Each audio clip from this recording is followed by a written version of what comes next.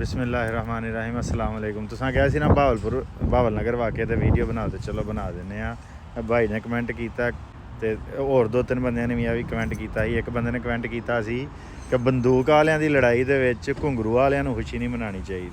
खुशी मना रहे ने घुंगरू पाए ने साडी कौम ने। हाँ, वो घुंगरू किहड़े ने? जहालत दे। वो औरतां सानूं असीं बुज़दल क्यों बन गए हैं? क्योंकि जहालत है। इलम दे नाल ताकत हुंदा, नॉलेज इज़ पावर। अल्लाह ताला ने कहा जाहल और इलम वाले बराबर नहीं हो सकते। साढ़े 26 करोड़ लोगों ते जहालत मुसलत करके सानू बुज़दल करके सानू घुंगरू बना के सानू जनानियां बना दिता गया।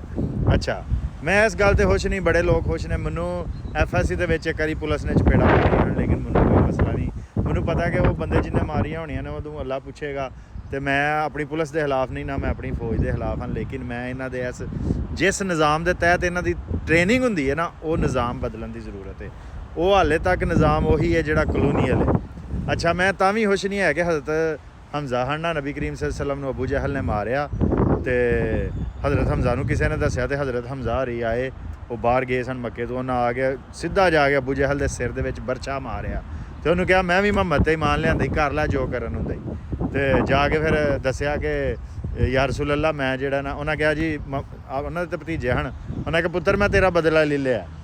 नबी करीम सल्लल्लाहु अलैहि वसल्लम फरमाया चाचा मैं इंज दियां गल्लां ते खुश नहीं हुंदा कि तुसीं बदला लिया, मैं तां खुश होवांगा तुसीं कलमा पढ़ लो। उन्हें कहा पुत्तर मैं पढ़ लेना, कलमा पढ़ लिया। मैं इस गल ते कोई खुश नहीं कि आवाम खुश है, क्योंकि पुलिस उन्होंने दे घरां च वड़ के मार रही सी आवाम नूं। ते वो भी पुलिस वालियां नूं भी अकल करनी चाहिए है। साडे भराओ तुसीं किसी चार दीवारी का तुसीं तकद्दस पमाल ना करो। तो आवाम नूं भी नहीं खुश होना चाहिए कि दो अदारे लड़े ने। ये साडा सब दा नुकसान है, आपस च साडी कौम दा नुकसान है।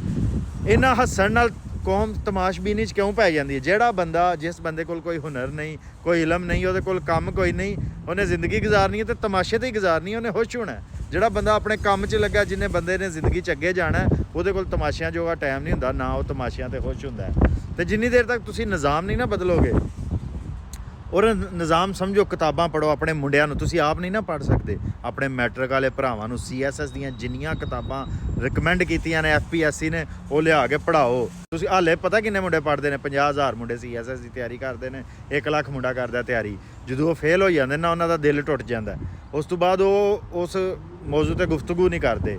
मैनू तो अल्लाह ने जिंदगी च इन्ना हौसला दिता कि मेरा दिल टुटता है, मैं फिर भी गल करी जाना। ज़्यादातर CSS वाले जिन्हें तैयारी की है ना, उन्होंने को इलम है, लेकिन बेचारे हुण गुमनामी की जिंदगी च टुर गए ने, परेशानी की जिंदगी च, डिप्रैशन दी च। अपने मैट्रिक वाले भरावां नूं CSS दीयां किताबां लिया के दे दिओ, जिस दिन वो मास्टर करनगे 2 करोड़ जे तुहाडे मुंडे CSS दीयां किताबां पढ़ लईयां उन्होंने, पाकिस्तान आज़ाद हो जाएगा।